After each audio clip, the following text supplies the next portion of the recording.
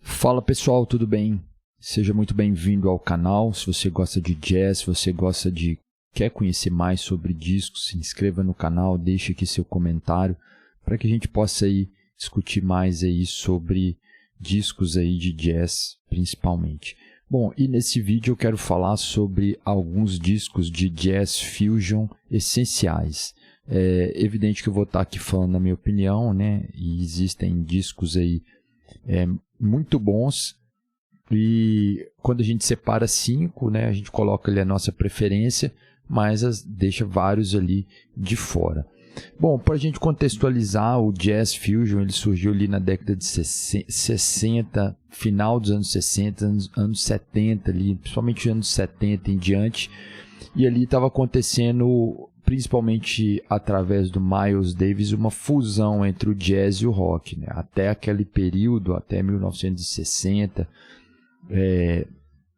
65, 66 ali, o jazz ainda era tocado com instrumentos acústicos, né? A banda era tocada ali com piano acústico ali, o baixo acústico, a bateria, os metais, né, trompete, saxofone, e não tinha ainda os instrumentos elétricos. Então começou o movimento de se eletrificar o jazz, de colocar ali baixo elétrico, guitarra elétrica e outros instrumentos, além de dialogar também com músicas de outras partes do mundo, né? Então a partir disso teve ali várias bandas ali muito legais. Então eu separei aqui algumas para que a gente discuta e conheça um pouquinho dessas bandas aí.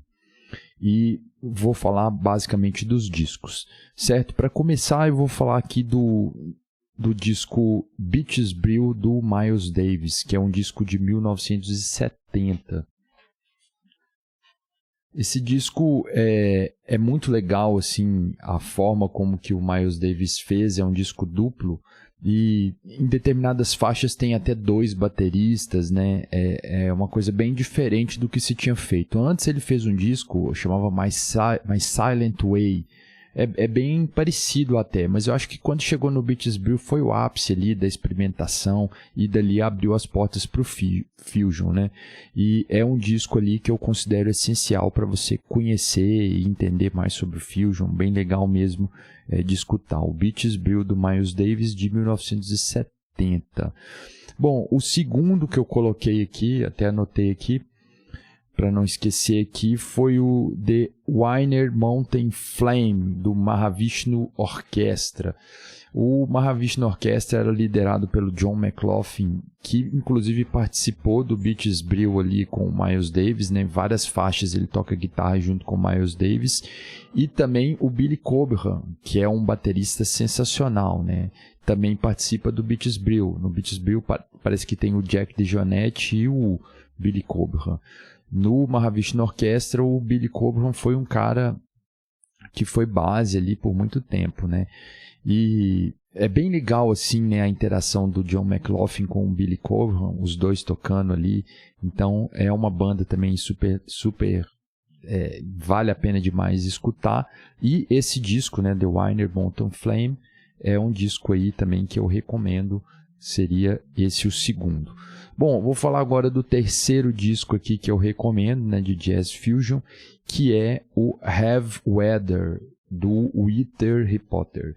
Essa banda era formada ali pelo Wayne Shorter, que era um saxofonista, que também participou do Bitches Brew com o Miles Davis, né? É bem interessante a gente falar como que o Miles Davis foi o prepulsor aí desse estilo, né?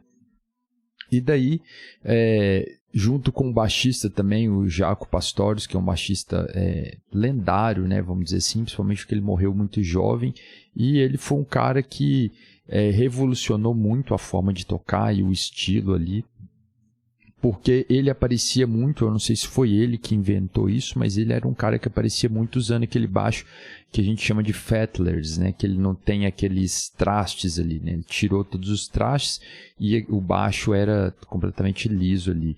É até um pouco parecido com o que é o baixo acústico, né? E ele fez isso no baixo elétrico, mas ele tinha uma forma bem peculiar de tocar, bem particular, é bem interessante mesmo o Jaco Pastorius, né, para quem não conhece. Para quem é baixista, com certeza já ouviu falar, porque é uma lenda, né.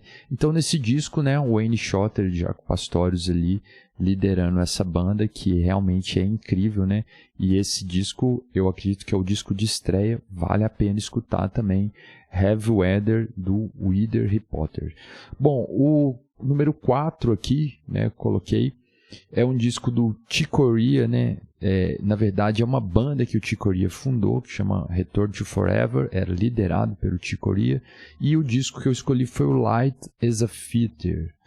Esse disco, se eu não me engano, ele é o segundo do Return to Forever, tem vários que são legais aqui, mas eu resolvi escolher esse disco, né, o Light as a Feather, porque ele tem um detalhe muito interessante assim, parece que nessa época o Chick Corea estava muito envolvido com música brasileira, pelo menos em contato com vários brasileiros, né, e tem uma cantora, né, a Flora Purim, que participa de várias faixas e é um disco muito legal, é sensacional esse disco, tem algumas coisas bem de jazz mesmo, outras coisas de experimentação, psicodelia ali, e vale a pena escutar esse disco, né? E principalmente por causa da participação aí da brasileira, né? Da Flora Purim, que é uma cantora sensacional, assim, as faixas que ela participa. Então é um disco que eu também recomendo. Light as a Feather, Return to Forever.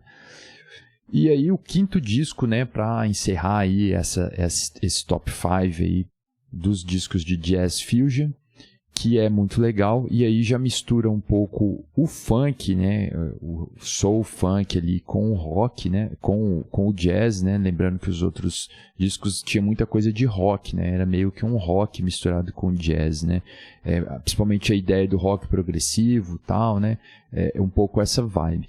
Esse disco é o Headhunters do Herbie Hancock. Então é um disco que mistura muitos elementos de funk, assim, né, que estava ali bombando nos Estados Unidos, principalmente na década de 70 ali, soul music, e o Herbie Hancock assim, acho que a partir desse disco dele surge essa vertente, assim, de funk jazz, assim, né, bem forte, né, até então era mais voltado para o rock, e o Herbie Hancock coloca ali essa vibe ali mais do funk, né?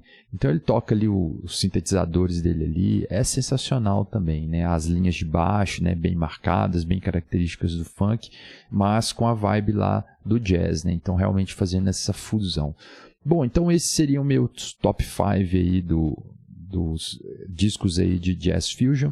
Deixa aqui nos comentários se você gostou, qual o disco que você acha que não poderia ficar de fora dessa lista, se eu deixei de colocar algum aqui de fora. Eu fico por aqui, um abraço a todos e até a próxima.